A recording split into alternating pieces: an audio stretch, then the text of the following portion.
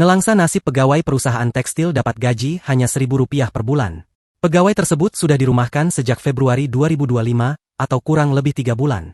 Namun status pun tak jelas, apakah dipekerjakan atau tidak oleh perusahaan. Perusahaan yang menggantung nasib ratusan karyawan ini berada di Gempol, Jati, Jaten, Karanganyar, Jawa Tengah. Seorang karyawan bernama Bakdi, 50, mengungkapkan masalah yang dialaminya. Menurut Bakdi, dia bersama teman-temannya yang lain mengalami nasib tragis setelah dirumahkan pada Februari 2025.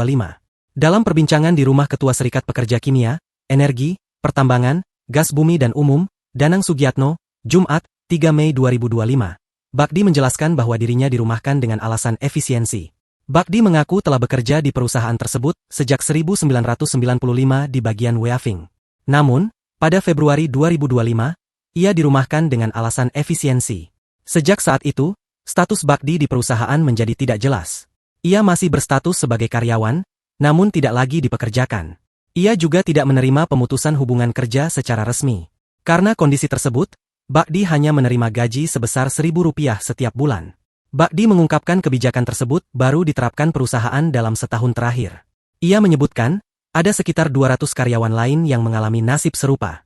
Umumnya, para pekerja itu telah mengabdi selama 20 hingga 30 tahun.